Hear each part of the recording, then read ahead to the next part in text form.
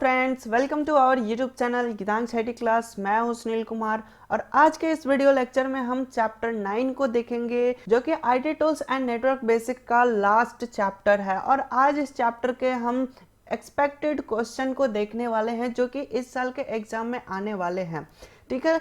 और इसमें वो सारे क्वेश्चन भी है जो कि एक्सपेक्टेड है एंड प्रीवियस ईयर में आए हुए भी कुछ क्वेश्चन है। तो एक तरह से हम ये भी कह सकते हैं कि ये हमारा क्वेश्चन बैंक की तरह है जिसमें प्रीवियस ईयर के कुछ क्वेश्चन है और कुछ एक्सपेक्टेड क्वेश्चन है और इन सभी को हम यहाँ पे सॉल्व करने वाले हैं। जितने भी ऑब्जेक्टिव के क्वेश्चन हैं उन सभी को हम यहाँ पे सॉल्व करेंगे एंड फिर एंड में आपको सब्जेक्टिव क्वेश्चन दिखाएंगे जो कि आप नोट डाउन कर लीजिएगा, जो कि एग्जामिनेशन पॉइंट ऑफ व्यू से बहुत ही इंपॉर्टेंट है। तो चलिए हम बिना समय गंवाए इसको स्टार्ट करते हैं। इससे पहले अगर आप हमारे यूट्यूब चैनल पर नए हैं तो प्लीज़ चैनल को सब्सक्राइब करें और हमारे इस वीडियो को लाइक करें। तो हम मल्टीपल चॉइस क्वेश्चन से स्टार्ट करते हैं क्योंकि हमारा फर्स्ट क्वेश्चन आता है मल्टीपल चॉइस क्वेश्चन और इसके 10 क्वेश्चन होते हैं। इसके बाद आता है ट्रू फॉल्स, फिर उसमें 10 क्वेश्चन होते हैं। उसके बाद आता है मैच द फॉलोइंग एंड उसमें भी 10 क्वेश्चन होते हैं। फिर फोर्थ नंबर पे आता है हमारा fill in the blanks. Total objective जो क्वेश्चन होते हैं वो 40 नंबर्स के होंगे। बाकी रिमेनिंग 60 नंबर का आपका सब्जेक्टिव क्वेश्चन होता है जो कि आपको रिटर्न है, आपको लिखना पड़ेगा। खैर, तो हम यहाँ पे स्टार्ट करते हैं मल्टीपल चॉइस क्वेश्चन से और यहाँ पे हम अपने फर्स्ट क्वेश्चन को देखते हैं जो कि लिखा हुआ है Which role do internet technology and IoT play in the context of Industry 4.0? यहाँ पे ये बात कर रहा है कि इंडस्ट्री 4.0 जो है उसमें IoT एंड इंटरनेट टेक्नोलॉजी का क्या भूमिका है, क्या रोल करता है। तो चलिए हम इसके आंसर को देखें। तो इसका जो राइट आंसर हो जाएगा वो हो जाएगा ए नंबर। यहाँ पे लिख रहा है the form of base to connect everyday items, यानी कि ये जो इंडस्ट्री है इसमें रोज का रोज जितने भी आइटम्स बन रहे हैं, प्रोडक्शन हो रहे हैं, तो उनका ये रोज का रोज यहाँ पे कनेक्ट करने का इसका काम है, ठीक है।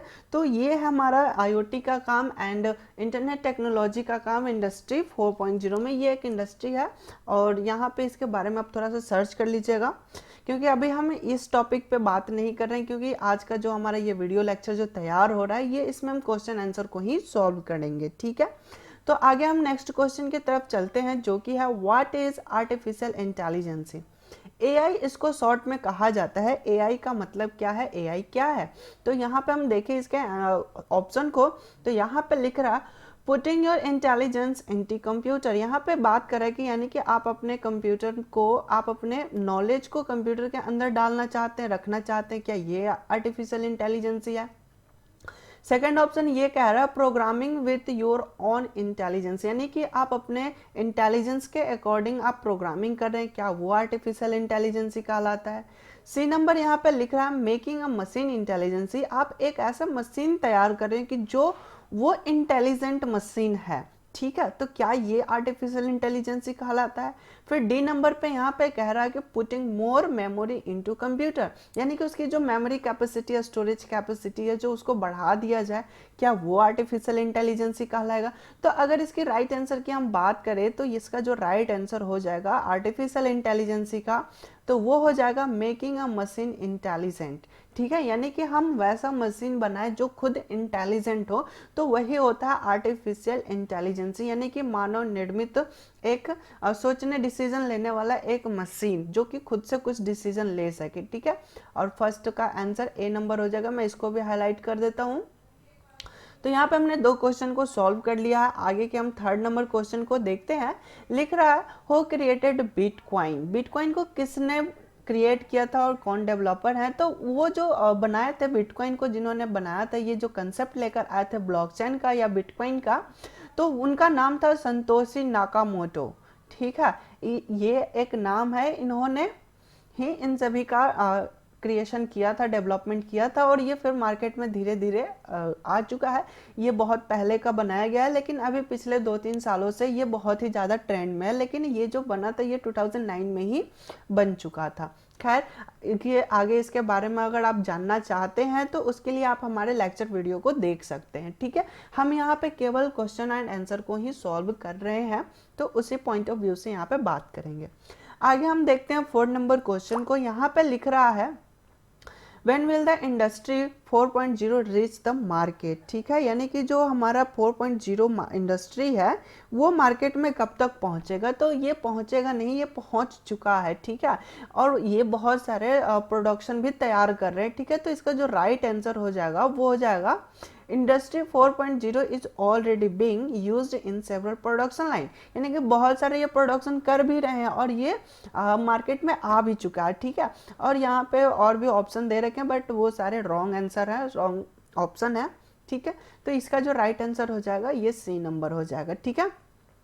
तो आगे हम बढ़ते हैं नेक्स्ट क्वेश्चन की तरफ। फिफ्थ नंबर क्वेश्चन यहाँ पे देखते हैं। फिफ्थ यहाँ पे कह रहा है which of this not a type of cloud computing. Computing, cloud computing के यहाँ पे बारे में बात करा। अगर आप हमारे लेक्चर वीडियो को देखे होंगे तो वहाँ पे हमने बताया था कि इसमें जो कंसेप्ट है इसका वो 3 है, आस पास एंड सास, ठीक है, IaaS and PaaS and SaaS, ठीक है, यानी कि infrastructure as a service, platform as a service and software as a service. ये 3 जो इसके टाइप्स हैं, ठीक है। बट यहाँ पे हार्डवेयर एज अ सर्विस नहीं है। जो हार्डवेयर एज अ सर्विस यहाँ पे लिख रहा है ये क्लाउड कंप्यूटिंग का पार्ट नहीं है, लेकिन क्लाउड कंप्यूटिंग में जहाँ हार्डवेयर वाली बात आती है कि हम हार्डवेयर रिसोर्स को हम क्लाइंट को शेयर करना चाहते हैं, तो वो सारी जो कंसेप्ट होता है वो इंफ्रास्ट्रक्चर एज अ सर्विस के अंतर्गत आ जाता है, ठीक है। तो यहाँ पर ये 3 कैटेगरी आपको मिल जाते हैं क्लाउड कंप्यूटिंग में। प्लेटफॉर्म एज अ सर्विस, इसको हम शॉर्ट में PaaS भी बोलते हैं, यानी कि पास, सास एंड आस, ठीक है, IaaS, ठीक है। ये 3 कैटेगरी हैं, टाइप्स हैं क्लाउड कंप्यूटिंग में। बट यहाँ पे कोई हार्डवेयर एज अ सर्विस नहीं है। हार्डवेयर वाली जो फीचर्स है वो इंफ्रास्ट्रक्चर में आ जाता है, ठीक है। तो आगे हम बढ़ते हैं नेक्स्ट क्वेश्चन की तरफ, जो कि लिख रहा है व्हाट इज प्राइवेट की। प्राइवेट की क्या है, तो हमने आपको पढ़ाया भी हुआ है। अगर आप हमारे वीडियो लेक्चर को देखे हैं तो हमने उसमें क्रिप्टोग्राफी टॉपिक स्टार्ट किया था। क्रिप्टोग्राफी टॉपिक में हमने ये बताया था कि 2 टाइप्स के की होते हैं, एक होता है पब्लिक की एंड सेकंड होता है प्राइवेट की, ठीक है। तो यहाँ पे वही प्राइवेट की के बारे में पूछ रहा है, तो इसके ऑप्शन को देखते हैं। फर्स्ट लिख रहा है अ की ऑन योर की चैन, ठीक है, एक की है जो कि आपके की चैन का हिस्सा है, तो नहीं।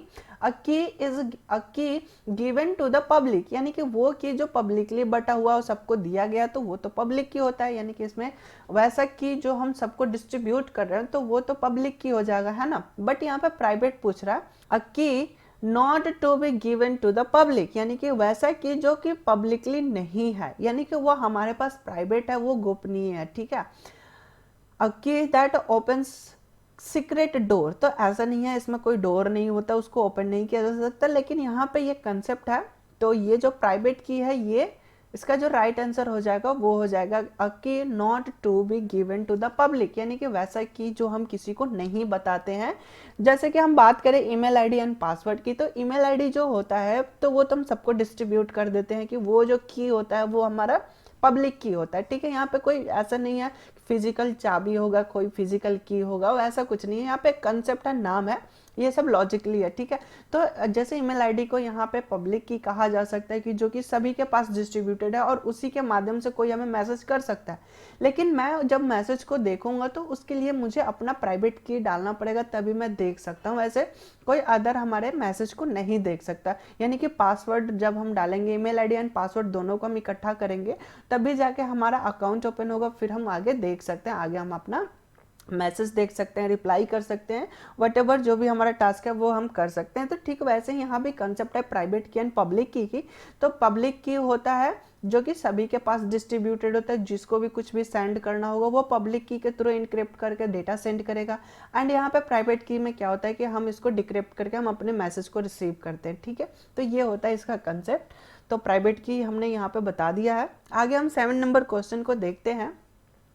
Cloud service have a dash relationship between the there customer. यहाँ पे ये बात करें कि जो क्लाउड सर्विस प्रोवाइड करता है वो क्लाइंट सर्वर एंड जो कस्टमर है इनके बीच में कैसा रिलेशनशिप होता है। तो यहाँ पे अगर हम बात करें कि एक सर्विस प्रोवाइडर है और वो अपने क्लाइंट को सर्विस प्रोवाइड करे, तो यहाँ कोई सा भी सर्विस प्रोवाइडर होगा तो वो एक टाइम पे या फिर अपने से हम बहुत सारे क्लाइंट को सर्विस प्रोवाइड कर सकते हैं। तो वो जो रिलेशनशिप होता है वो होता है वन टू मैनी रिलेशनशिप, यानी कि एक सर्विस प्रोवाइडर है और वो बहुत सारे क्लाइंट को अपना सर्विस प्रोवाइड कर रहा है। तो ये जो कस्टमर एंड ऑनर के बीच का जो रिलेशनशिप होता है वो होता है one two many relationship. Okay तो आगे हम नेक्स्ट क्वेश्चन को देखते हैं 8 नंबर को। यहाँ पे लिख रहा है which one is not a element of IoT. IoT का निम्नलिखित में कौन सा एलिमेंट नहीं है। तो यहाँ पे आईओटी की बात करें तो आईओटी का मतलब होता है इंटरनेट ऑफ थिंग्स, यानी कि इंटरनेट में जो भी थिंग्स अटैच्ड है, जुड़े हुए हैं, वो सभी आईओटी के पार्ट हो जाते हैं। ठीक है, इसमें कुछ सेंसर भी होते हैं, कुछ बहुत सारे कंपोनेंट होते हैं। खैर ये तो थ्योरी पार्ट हो जाएगा, मैं ज़्यादा एक्सप्लेन नहीं करूँगा, डायरेक्ट हम अपने ऑप्शन को देखते हुए मैं एक्सप्लेन करूँगा। फर्स्ट है सिक्योरिटी। सिक्योरिटी का मतलब क्या है कि जो सेंसर है वो कुछ सिक्योरिटी प्रोवाइड करे या फिर कुछ ऐसा, तो इसमें ये थोड़ा सा वीक हो जाता है, सिक्योरिटी पर्पस थोड़ा सा वीक हो जाता है, बिकॉज के इसमें सभी इंटरनेट के वायरलेस थ्रू कनेक्टेड होते हैं और वायरलेस में सिक्योरिटी थोड़ी सी लेस हो जाती है, बिकॉज कि कोई भी सेंस करके डेटा अगर कहीं ट्रांसमिट कर रहा है तो वो हैक होने की संभावना बहुत ज़्यादा है, यानी कि सिक्योरिटी पर्पज से ये बहुत ही वीक होता है। आगे हम बी नंबर को देखें, प्रोसेस। तो प्रोसेस का मतलब है कि ये कुछ प्रोसेस करेगा, तो ऑब्वियसली सेंस करने के बाद उस डेटा को प्रोसेस करेगा और उसी के अकॉर्डिंग सिग्नल को आगे फर्दर ट्रांसमिट करेगा। ठीक है, या तो यूजर को ट्रांसमिट करे या तो फर्दर किसी मशीन को ट्रांसमिट करे, कोई एक्शन परफॉर्म करे। ठीक है, तो इसमें प्रोसेस होता है। पीपल की बात करें तो हाँ, पीपल भी इसमें इन्वॉल्व होते हैं, क्योंकि कोई भी सेंस कर रहा है तो पीपल को सेंस कर सकता है या फिर पीपल को कोई इन्फॉर्मेशन दे सकता है, तो इसमें पीपल भी इन्वॉल्व होते हैं आईओटी में। ठीक है, थिंग्स की बात करें तो थिंग्स में वो सभी इलेक्ट्रॉनिक्स डिवाइस आ जाएंगे जो कि इस इन्वायरमेंट में कनेक्टेड होते हैं, जो इसके जो एक इकोसिस्टम तैयार होता है उसमें वो सारे थिंग्स कनेक्टेड होते हैं। ठीक है, तो यहाँ पे अगर सारे ऑप्शन को हमने देखा तो इसका जो सबसे वीक पॉइंट है वो है सिक्योरिटी। ठीक है, तो जो इसी को हम ये कह सकते हैं कि आईओटी में सिक्योरिटी एलिमेंट नहीं है, यानी कि इसमें सिक्योरिटी जो है वो बहुत ही वीक है।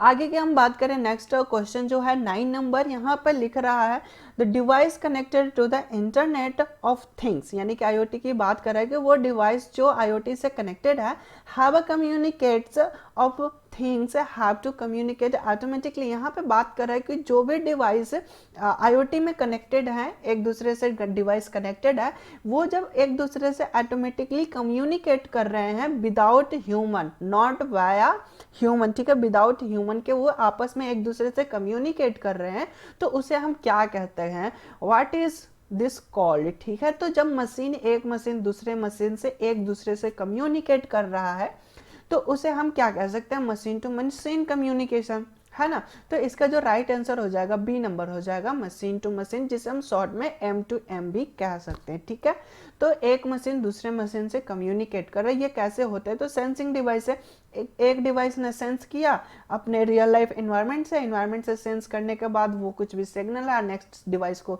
ट्रांसमिट किया और उसके अकॉर्डिंग अब जैसे अलार्म बजना हो या फिर लाइट जलाना हो, एलईडी जलाना हो, डोर ओपन होना हो, लाइट ऑफ करना हो या फिर म्यूजिक प्ले करना हो, कोई भी एक्शन परफॉर्म कराना हो, तो एक मशीन ने सेंस किया, दूसरे मशीन को सिग्नल ट्रांसमिट किया, ये दोनों आपस में एक दूसरे से कम्युनिकेट कर रहे हैं विदाउट ह्यूमन, तो इसी को हम कह सकते हैं machine to machine communication. Okay, तो हमने यहाँ पे 9 क्वेश्चन को देख लिया। अब हम एमसीक्यू का लास्ट क्वेश्चन को देखेंगे जो कि 10 नंबर है। यहाँ पे लिख रहा है what is a blockchain. Blockchain क्या है, तो इसके बारे में फर्स्ट यहाँ पे लिख रहा है, फर्स्ट लिखा भी हुआ है और ये भी राइट आंसर भी है। यहाँ पे लिख रहा है a distributed ledger on a peer to peer network. ठीक है, ये बहुत ही अच्छे तरीके से एक्सप्लेन कर दिया इन्होंने।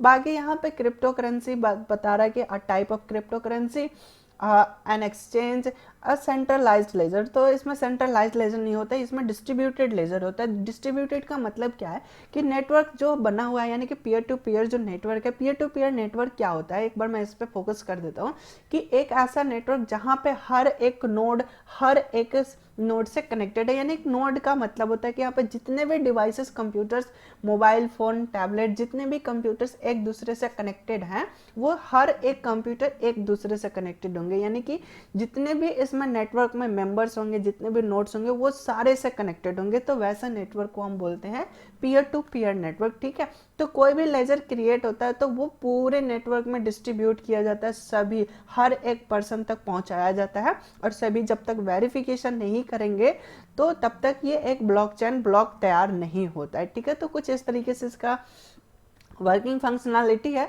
तो इसका यहाँ पे राइट आंसर हो जाएगा ए। ठीक है, ये इसकी वर्किंग फंक्शनैलिटी है। तो आगे अब हम यहाँ पे हमने तो यहाँ पे हमने MCQ का 10 क्वेश्चन को सॉल्व कर लिए हैं। अब हम सेकंड क्वेश्चन को तरफ चलते हैं जो कि ट्रू फॉल्स क्वेश्चन है और इसमें भी आपको 10 क्वेश्चन मिलने वाले हैं। तो अब हम इनको भी सॉल्व करेंगे। इसमें हम देखते हैं फर्स्ट क्वेश्चन को। इसमें आपको ट्रू एंड फॉल्स बताने होते हैं। ट्रू फॉल्स स्टेटमेंट को देखा जाता है, अगर स्टेटमेंट रॉन्ग स्टेटमेंट है तो वहाँ पे फॉल्स लिखेंगे, अगर ट्रू स्टेटमेंट है तो ट्रू लिखेंगे। ठीक है, तो फर्स्ट क्वेश्चन को हम यहाँ पे समझते हैं। फर्स्ट लिख रहा है bitcoin is the first distributed blockchain implementation. Yes, bitcoin जो है ये डिस्ट्रीब्यूटेड ब्लॉकचेन का ये पहला इम्प्लीमेंटेशन है। तो हम यहाँ पे टी लिख देते हैं क्योंकि ये स्टेटमेंट जो है ट्रू स्टेटमेंट है। ठीक है, मैं यहाँ पे टी लिख देता हूँ। ओके, आगे हम नेक्स्ट क्वेश्चन को देखते हैं। नेक्स्ट यहाँ पे लिख रहा है a node is computer on a blockchain network. Blockchain network में जो कंप्यूटर होता है क्या उसे हम नोड कहते हैं? तो अभी अभी मैंने उसको बताया था, एक्सप्लेन किया था कि पीयर टू पीयर नेटवर्क में जितने भी कंप्यूटर कनेक्टेड हैं उन सभी को हम नोड कहते हैं या होस्ट भी कहा जाता है, बट यहाँ पे नोड कह रहा है तो हम नोड ही लेकर चलेंगे। ठीक है, तो इसका जो राइट आंसर हो जाएगा वो हो जाएगा ट्रू, कि यस हम कहते हैं, नोड कहते हैं। थर्ड नंबर क्वेश्चन यहाँ पे लिख रहा है a cloud computing network are design to support only private और हाइब्रिड क्लाउड्स। तो नहीं, ऐसा कुछ नहीं है। यहाँ पे ये समझाने की कोशिश कर रहा है कि जो हमारा क्लाउड कंप्यूटिंग है क्या उसमें केवल और केवल प्राइवेट एंड हाइब्रिड क्लाउड्स को ही कनेक्ट किया जाता है, सपोर्ट करता है? तो नहीं, यहाँ पे हम सभी टाइप्स के नेटवर्क को सपोर्ट करा सकते हैं। ठीक है, तो इसका जो राइट आंसर हो जाएगा वो हो जाएगा फॉल्स, क्योंकि ये स्टेटमेंट जो है इसका फॉल्स स्टेटमेंट है। ओके, तो आगे हम 4 नंबर क्वेश्चन को देखते हैं। यहाँ पर लिख रहा है you can not access your data from any computer in the world as long as you have an internet connection. यहाँ पे ये कह रहा है कि अगर आपके कंप्यूटर में कनेक्शन है, इंटरनेट कनेक्शन अवेलेबल है, तो क्या आप किसी वर्ल्ड में किसी भी कंप्यूटर से डेटा एक्सेस नहीं कर सकते हो? तो हम तो कर सकते हैं, क्योंकि हमारे पास नेट है तो हम किसी भी सर्वर से डेटा एक्सेस कर सकते हैं। तो ये स्टेटमेंट जो है वो फॉल्स है। फॉल्स कैसे? तो यहाँ पे ये जो लिखा हुआ है ये कैन नॉट एक्सेस कह रहा है। ठीक है, तो इसलिए ये यहाँ पे रॉन्ग हो जाता है। आगे हम 5th नंबर क्वेश्चन को देखते हैं। यहाँ पे लिख रहा है a block in the blockchain can never have more than one parent block. यहाँ पे ये बात कह रहा है कि जो हमारा ब्लॉकचेन तैयार होता है क्या उसमें जो ब्लॉक है उसके एक से ज़्यादा पेरेंट नहीं हो सकते? तो हाँ, एक से ज़्यादा पेरेंट नहीं हो सकते। क्यों नहीं हो सकते? तो यहाँ पे देखिए, मैं एक थोड़ा सा डायग्राम बना के समझाऊं तो एक हमारा एक मेन, सपोज ये हमारा ब्लॉक हो गया है। ठीक है, एक और हमारा ब्लॉक हो चुका है। ठीक है, एक और हमने ब्लॉक बना लिया। तो ये जो ब्लॉक बन रहा है ये हर एक ब्लॉक, इसका जो की होगा वो इसमें इम्प्लीमेंट किया जाता है। ठीक है, तो इसी के कारण ये इससे लिंक हो गया। ठीक है, फिर इसका जो नया की जनरेट होगा वो इसमें आ जाएगा, है ना? एक इसका की है। ठीक है, तो ये की इसमें आ गया। फिर इसका जो न्यू की जनरेट होगा वो इसके साथ जो नेक्स्ट जितने भी ब्लॉक बनते जाएंगे सब एक दूसरे से लिंक होते हैं। तो ये जो हमारा न्यू जो ब्लॉक बना है इसका तो एक ही पेरेंट है, फिर इसका एक पेरेंट है, फिर इसका एक पेरेंट है। तो ये एक लिनियर में चलेगा। अगर मल्टीपल अगर पेरेंट्स होंगे तो क्या होगा कि अगर हम एक और इसका न्यू ब्लॉक बनाए तो ये कुछ इस तरीके से बनेगा। तो एक, अगर ये दोनों की बात करें तो ये दोनों का पेरेंट सिंगल हो गया, यानी कि मल्टीपल इसके चाइल्ड हो गए, एक पेरेंट के मल्टीपल चाइल्ड हो गए। तो ऐसा पॉसिबल नहीं है। ठीक है, तो ये रॉन्ग मेथड है। एक ब्लॉकचेन में जो ब्लॉक होता है उसका एक ही पेरेंट हो सकता है। ठीक है, तो यहाँ पे ये स्टेटमेंट लिख रहा है a block in the blockchain can never have more than one parent block. तो हाँ, ब्लॉकचेन में हम एक से ज़्यादा पेरेंट नहीं बना सकते। ठीक है, ये भी स्टेटमेंट यहाँ पे राइट है। आगे हम 6 नंबर क्वेश्चन को देखते हैं। 6 यहाँ पे लिख रहा है cloud computing refers to application and services that run on the distributed network using virtual resources. Yes, यहाँ पे जो एप्लीकेशन एंड सर्विसेज की बात कर रहा है तो ये जो डिस्ट्रीब्यूट करता है क्या यह वर्चुअलाइज करता है? तो हाँ, ये वर्चुअलाइज करता है। तो राइट आंसर इसका 6 का भी हो जाएगा ट्रू। ठीक है, मैं यहाँ पे ट्रू लिख देता हूँ। ठीक है, आगे हम नेक्स्ट 7 नंबर क्वेश्चन को देख रहे हैं। 7 यहाँ पे कह रहा है कि Trojan horse are very similar to virus, yes in that they are computer program that replicate copies of themselves. यहाँ पे ये बता रहा है कि ट्रोजन हॉर्स है, क्या वो वायरस के तरह वायरस से सिमिलर है? तो हाँ, यहाँ तक तो सही है, लेकिन ये स्टेटमेंट यहाँ पे गलत है कि ये अपने आप को रिप्लिकेट करेगा, यानी कि अपने आप को कॉपीज तैयार करते रहेगा, फैलाते रहेगा। तो नहीं, ट्रोजन हॉर्स ऐसा नहीं करता, वो अपने आप का डुप्लीकेट फाइल नहीं बनाता। ये क्या करता है कि जो भी आपके कंप्यूटर सिस्टम का जो ब्लैक होल होता है उसको ये ओपन कर देता है, यानी कि जो भी आपके कंप्यूटर का, विंडोज़ का, आपके ऑपरेटिंग सॉफ्टवेयर का जो वीक पॉइंट होता है उसको वो ओपन कर देता है, ताकि जो हैकर्स हो वो आपके सिस्टम को बहुत ही ईजी तरीके से हैक कर सके, एक्सेस कर सके। ठीक है, तो ट्रोजन हॉर्स का ये वर्क है कि आपके सिस्टम का वीक पॉइंट फाइंड आउट करना।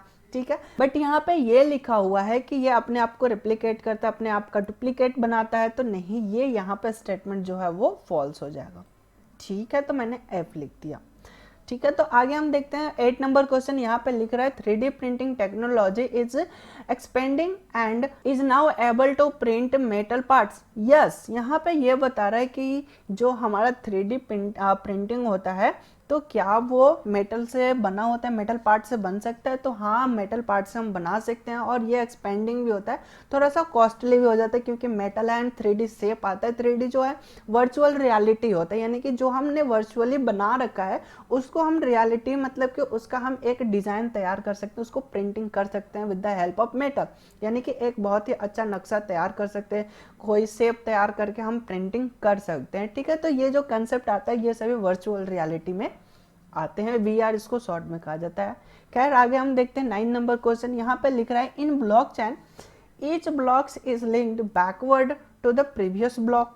यस, यहाँ पे ये स्टेटमेंट भी सही है। क्या कह रहा है यहाँ पे कि ब्लॉकचेन जो हमने तैयार किया है, अभी हमने यहाँ पे वही डायग्राम भी रखा हो, इसी पे हम समझते हैं कि ये जो हमारा एक ब्लॉकचेन है, ये पूरे की हम तीनों ब्लॉक्स की बात कर रहे हैं कि ये ब्लॉकचेन है। Each block is linked backward to the previous block, हर एक ब्लॉक अपने प्रीवियस ब्लॉक से लिंक होता है। तो यस, हर ब्लॉक अपने प्रीवियस ब्लॉक से लिंक्ड होते हैं। ठीक है, बैकवर्ड, ठीक है, ऐसा नहीं कि फॉरवर्ड, ये बैकवर्ड वाले से लिंक होते हैं, यानी कि ये जो हमारा ब्लॉक है ये इससे कनेक्टेड है। ठीक है, और ये जो ब्लॉक है सेकेंड नंबर, ये अपने प्रीवियस वाले से कनेक्टेड है। ऐसा नहीं कि ये आगे वाले से कनेक्टेड है, नहीं, आगे वाला जो इसका की है ये एक्सेस कर रहा है, तो इसका जो लिंकिंग है ये इसको लिंक किया है। ठीक है, तो ये इस तरीके से ये वर्क करता है।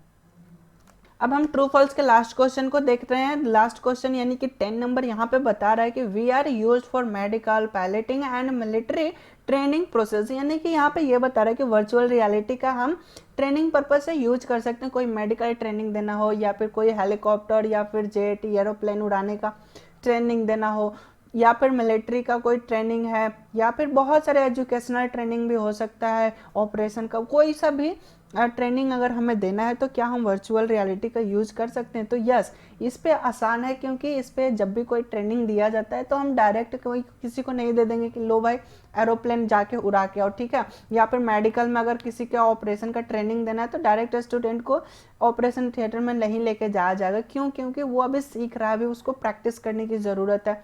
अगर कोई भी गड़बड़ हो गई तो बहुत सारा नुकसान हो सकता है, इसलिए वर्चुअल रियलिटी का यूज किया जाता है ट्रेनिंग के लिए। ठीक है, तो इसका जो राइट आंसर हो जाएगा ये ट्रू हो जाएगा। ठीक है, तो आगे अब हम देखते हैं क्वेश्चन को।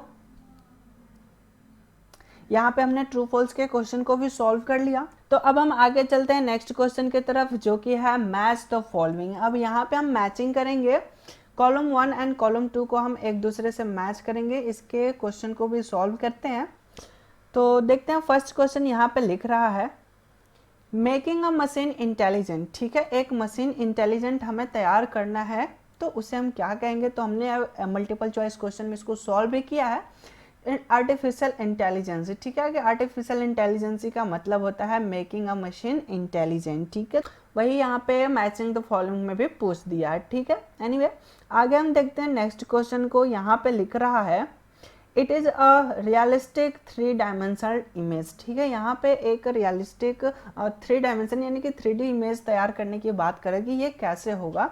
तो हमने अभी देखा था कि ये जो होता है ये वर्चुअल रियलिटी की बात कर रहा है। तो यहाँ पे हम देखें इसका जो राइट आंसर हो जाएगा एफ हो जाएगा, वर्चुअल रियलिटी, क्योंकि इसी के अंतर्गत हम ये सारे कंसेप्ट को तैयार करते हैं।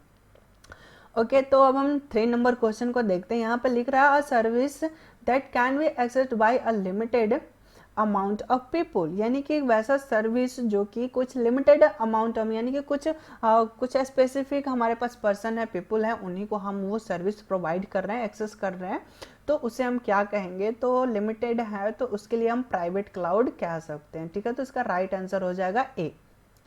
आगे हम देखते हैं 4 नंबर को। HMD stands for, HMD means इसका फुल फॉर्म पूछ रहा है। तो अगर हम यहाँ पे देखें तो यहाँ पे एक ही यहाँ पे फुल फॉर्म लिख रहा है हेड माउंटेड डिस्प्ले, तो इसका यही आंसर होगा। 5th नंबर यहाँ पे क्वेश्चन लिख रहा है a distributed ledger on a P2P network. ठीक है, एक डिस्ट्रीब्यूटेड लेजर है जो कि पीयर टू पीयर नेटवर्क पे काम कर रहा है, तो उसको हम क्या कहते हैं? तो ब्लॉकचेन कहते हैं। तो उसको हम देखते हैं, इसका राइट आंसर यहाँ पे बी नंबर हो जाएगा, ब्लॉकचेन। ओके, आगे 6 नंबर देखते हैं। 6 नंबर यहाँ पे लिख रहा है computer that validate and process blockchain transaction. ठीक है, वो जो भी ब्लॉकचेन ट्रांजेक्शन हो रहा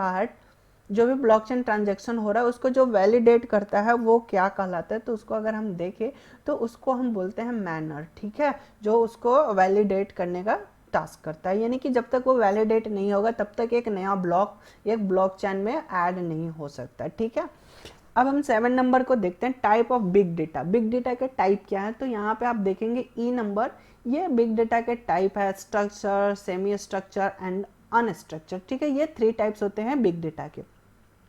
8 नंबर भी बिग डेटा से ही क्वेश्चन है। यहाँ पे लिख रहा है big data processing and analyse can be done by, यानी कि बिग डेटा का जो भी टास्क है उसको हम कैसे कर सकते हैं, कौन कर सकता है? तो इसका जो राइट आंसर हो जाएगा वो हो जाएगा हैडोप। हैडोप के द्वारा हम क्लाउड कंप्यूटिंग पे हैडोप के द्वारा हम बिग डेटा को एनालाइज कर सकते हैं, उस पर ऑपरेशन कर सकते हैं, उसका प्रोसेसिंग कर सकते हैं।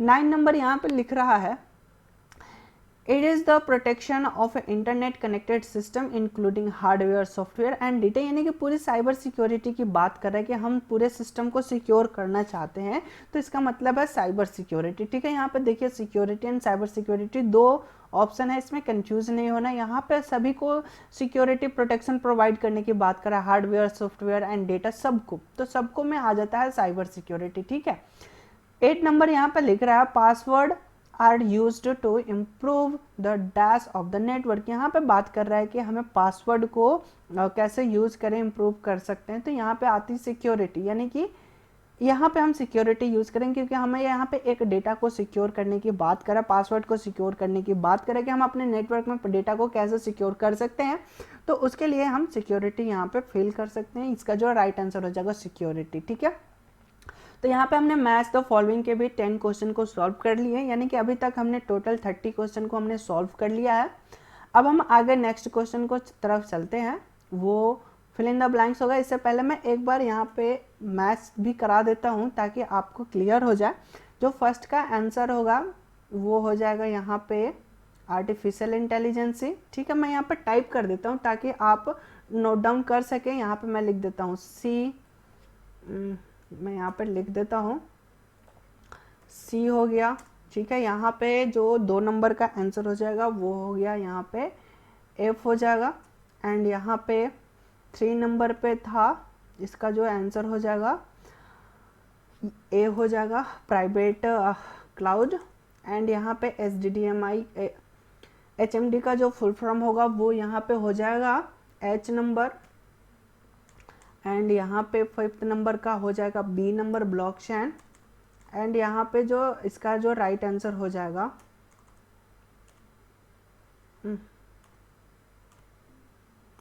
4 का हो गया एच, 5 का हो गया बी, एंड 6 का यहाँ पे हो जाएगा डी, एंड यहाँ पे अगर हम बात करें टाइप ऑफ बिग डेटा की, यहाँ पे इसका आंसर हो जाएगा ई, एंड बिग डेटा प्रोसेसिंग इसका यहाँ पे हो जाएगा जी, हैडोप के द्वारा हम करते हैं। ठीक है, 9 का यहाँ पे आंसर हो जाएगा साइबर सिक्योरिटी जे, एंड इसका लास्ट का आंसर हो जाएगा, मैं यहाँ पे लिख देता हूँ J, एंड इसका लास्ट का जो 10 नंबर का आंसर हो जाएगा वो हो जाएगा I। ठीक है, I। तो यहाँ पे आपने सभी को देख लिया किसका क्या राइट आंसर है। आप इसका नोट डाउन भी कर सकते हैं, स्क्रीनशॉट भी ले सकते हैं। तो आगे अब हम चलते हैं फिल इन द ब्लैंक्स की तरफ।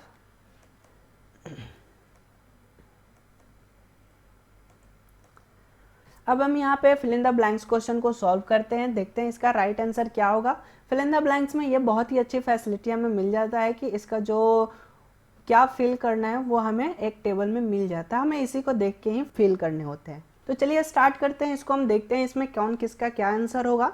तो फर्स्ट आंसर हम देखते हैं, यहाँ पे लिख रहा है bitcoin is based on. Bitcoin कैसे बेस्ड है, तो इसकी अगर हम बात करें तो इसका जो राइट आंसर हो जाएगा वो होगा पब्लिक। ठीक है, यानी कि हमारा जो बिटकॉइन है ये पब्लिकली बेस्ड है, यानी कि सभी कोई इसमें इनरोल कर सकता है, यानी कि जितने भी पीयर टू पीयर नेटवर्क में पर्सन है वो सभी इसमें यूज कर सकते हैं। ठीक है, सेकंड यहाँ पे क्वेश्चन कह रहा है कि dash has identify is block in the blockchain.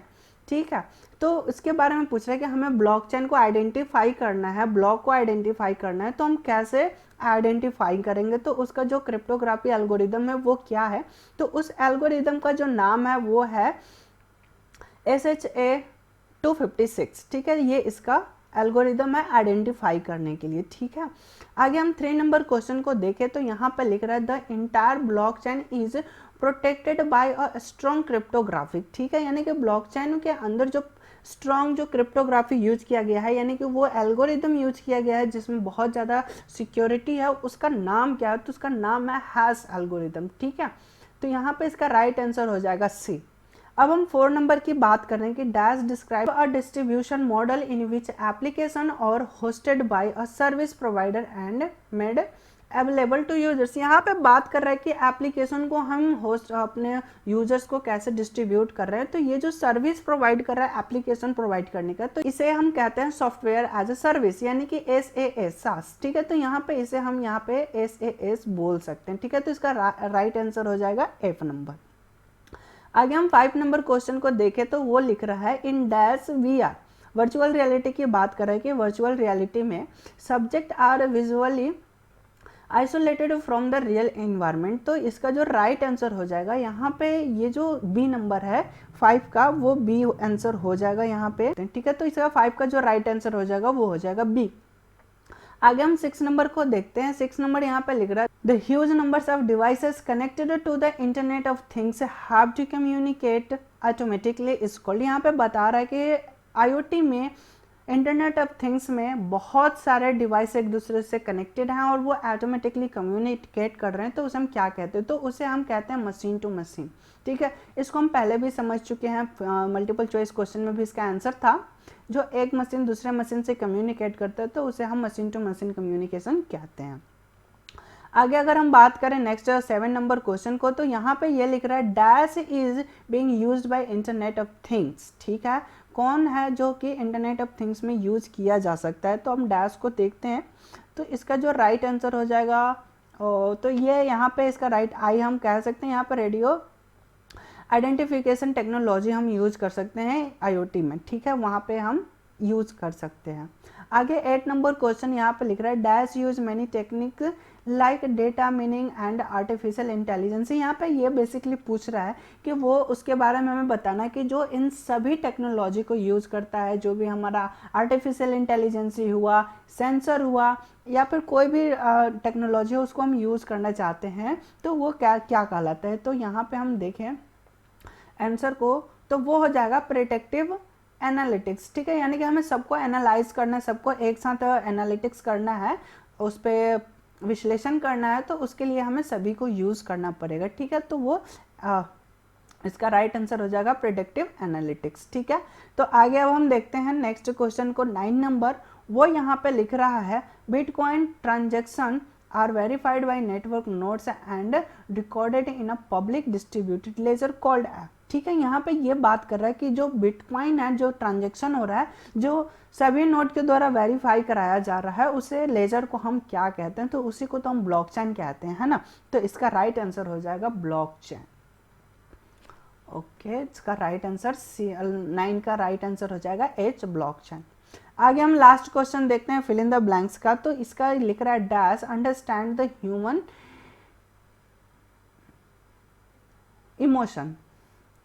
Last question देखते हैं, यहाँ पे लिख रहा है dash understand the human emotion people blips and we able to interact social like human. ठीक है, यहाँ पे बता रहा है कि ह्यूमन की इमोशन को कौन अंडरस्टैंड कर सकता है और ह्यूमन की तरह सोशल में कौन इंटरेक्ट कर सकता है। तो इसका अगर हम देखें तो वो होता है थ्योरी ऑफ माइंड। ठीक है, थ्योरी ऑफ माइंड के थ्रू ही हम यही जो है ये अंडरस्टैंड करता है कि ह्यूमन क्या सोचता है, ह्यूमन की क्या इमोशन है, वो सोशल में कैसे इंटरेक्ट करेगा सोशल्स में, यानी कि अपने समाज में वो कैसे बिहेव करेगा, कैसे रिएक्ट करेगा, इन सभी के बारे में जो स्टडी करता है वो होता है थ्योरी ऑफ माइंड। इसी के मदद से हम इन ह्यूमन के हर एक एक्टिविटी को समझ सकते हैं। ठीक है, तो यहाँ पे हमने 10 क्वेश्चन को भी सॉल्व कर लिया फिल इन द ब्लैंक्स के। आई होप कि ये सारे पॉइंट्स आपको क्लियर हो चुके होंगे। अगर कोई भी डाउट्स है तो आप कमेंट सेक्शन में कमेंट कर सकते हैं। अब हम यहाँ पे आपको सब्जेक्टिव क्वेश्चन भी दिखा देते हैं। यहाँ पे आप सब्जेक्टिव क्वेश्चन को देख सकते हैं। यहाँ पे मैंने सभी को दे रखा है। यहाँ पे जो इम्पोर्टेंट अगर हम बात करें तो सभी यहाँ पे इम्पोर्टेंट है। स्पैम एंड वायरस के अंतर्गत आपको डिफरेंस बताने होते हैं। स्पैम भी हार्मफुल होते हैं और वायरस भी हार्मफुल होते हैं, तो इन दोनों में बेसिकली डिफरेंस क्या है ये आपको बताना है। और 9 चैप्टर में जितने भी टेक्नोलॉजी के बारे में, इन सभी टेक्नोलॉजी को आपको देख के जाना है। IoT, artificial intelligence, IoT, AI, big data, ठीक है, ब्लॉकचेन और साइबर सिक्योरिटी, इन सभी टॉपिक्स को आपको देख के जाना है। साइबर अटैक के बारे में, बिग डेटा एनालिटिक्स, पब्लिक की, प्राइवेट की, यानी कि क्रिप्टोग्राफी टॉपिक्स को भी आपको पढ़ने हैं। ब्लॉकचेन के बारे में तो बहुत ही इसमें क्वेश्चन आ रहे हैं, जैसे हमने देखा भी है। तो इन सभी को आप पॉइंट्स को नोट डाउन कर लीजिए। ये आपके सब्जेक्टिव क्वेश्चन जो एक्सपेक्टेड है मे भी आ सकते हैं एग्जाम में, इसलिए आपको बहुत ही अच्छे तरीके से तैयारी करना है। और आज हमने यहाँ पे आईडी टूल्स के 9th चैप्टर को कंप्लीट कर लिया, यानी कि हमने टोटल चैप्टर का जो भी एक्सपेक्टेड क्वेश्चन आंसर है उन सभी को हमने यहाँ पे डिस्कस कर लिया है। और आज मैं आप लोग को ऑल द बेस्ट बोलूँगा और आप बेहतर तरीके से तैयारी करिए, क्योंकि अब आपका जो नेक्स्ट एग्ज़ाम जो होने वाला है लॉकडाउन के कारण थोड़ा सा एक्सपेंड कर चुका है, आगे हो चुका है, यानी कि सितंबर में एग्ज़ाम होगा। तो आपके पास अभी भी बहुत सारा टाइम है, आप बहुत अच्छे तरीके से तैयारी कर सकते हैं। और अगर आपको कोई भी टॉपिक से आपको हेल्प चाहिए थ्योरी पार्ट से, तो आप हमारे चैनल पे जाकर वहाँ से देख सकते हैं। वहाँ पे हमने हर एक मॉड्यूल के लिए अलग सेपरेट प्लेलिस्ट बना रखे हैं, वहाँ से आप देख सकते हैं और अपने स्टडी को बेटर कर सकते हैं और एग्जाम में बहुत अच्छे नंबर ला सकते हैं। और हो सके तो इस ऐसे जितने भी वीडियोस हैं इन सभी के लिंक को आप अपने फ्रेंड के साथ भी शेयर करें, ताकि वो भी अच्छे नंबर से पास आउट हो सके। ओके, क्योंकि ये कंपटीशन वाला एग्जाम तो है नहीं, क्योंकि हम आगे तो हम आगे, इसमें सभी पास हो सकते हैं, ऐसा नहीं है कि कोई फेल होगा। ठीक है, लेकिन इसमें कोई जॉब नहीं मिल रहा है कि जिसकी अच्छी क्वालिटी होगी उसी को पास आउट किया जाएगा, ऐसा नहीं है। यहाँ पे हम सभी को पास कर सकते हैं, सभी पास हो सकते हैं, लेकिन वही बात है कि थोड़ी सी आपको एग्जाम में क्वेश्चन को सॉल्व करने होंगे, थोड़ा लिखना पड़ेगा, तभी आप पास आउट हो सकेंगे। ठीक है, तो आप कोशिश करिए ज़्यादा से ज़्यादा अच्छा लिखने के लिए, डायग्राम का ज़्यादा से ज़्यादा यूज़ करें। ठीक है, और मैं आपको एक बात और बता दूं कि आपका जो मिनिमम जो क्राइटेरिया है वो है कि आपका ऑब्जेक्टिव में 20 नंबर आने ही आने चाहिए। अगर 20 नंबर से कम क्वेश्चन आता है तो आपका सब्जेक्टिव क्वेश्चन चेक ही नहीं होगा, यानी कि आप वैसे ही फेल हो जाएंगे। ठीक है, यानी कि आपको क्रॉस करना है ऑब्जेक्टिव क्वेश्चन में 20 से एबव पास आउट होने के लिए। और टॉप करने के लिए तो आप वैसे ओवरऑल एवरेज जो आता है कि 40 नंबर के क्वेश्चन में 35 तक तो आ ही जाने चाहिए। ठीक है, क्योंकि हमने इतने सारे क्वेश्चन को सॉल्व किए हैं, यानी कि 9 चैप्टर को हमने सॉल्व किया है। यानी कि अगर हम 9 चैप्टर की बात करें तो टोटल हमारे पास 900 नंबर्स की हमने तैयारी की है, और आएगा कितना 100 मार्क्स का ही तो हमारा क्वेश्चन आएगा। ठीक है, तो अगर हमने इतना तैयारी करके अगर जा रहे हैं तो एग्जाम में बहुत ही बेहतर नंबर से हम पास आउट हो सकते हैं। ठीक है, तो हमने हर एक चैप्टर का सेपरेट ऑब्जेक्टिव एंड सब्जेक्टिव का बना रखा है। अगर आपने अभी तक हमारे प्रीवियस वीडियो को नहीं देखा है, जो कि एक्सपेक्टेड क्वेश्चन आंसर का हमने प्लेलिस्ट जो वीडियो बना रखे हैं, तो आप उसे भी देख सकते हैं। ठीक है, तो आई होप कि आपने इसे नोट डाउन कर लिया होगा। अगर ये वीडियो आपको पसंद आई हो तो प्लीज़ हमारे इस वीडियो को लाइक करें एंड अगर आप हमारे यूट्यूब चैनल पर नए हैं तो हमारे चैनल को भी सब्सक्राइब करें और साथ में बेल आइकन भी प्रेस करें, ताकि जब भी कोई नई वीडियो अपलोड हो या फिर अगर कोई नोटिफिकेशन आपको देना हो तो वो आपको मिल सके, यानी कि कोई भी नाइलेट का कोई न्यू अपडेट आता है तो हम आप तक पहुंचा सके। तो आप हमारे चैनल को सब्सक्राइब करें और हमारे साथ जुड़े, ताकि आपको हर एक नई अपडेट मिलते रहे और बेल आइकन प्रेस करने से आपको हर नई अपडेट सबसे पहले आपको मिलेगी। ठीक है, तो अब आप अपने एग्जाम की प्रिपरेशन करें and all the best. Thank you so much for watching this video.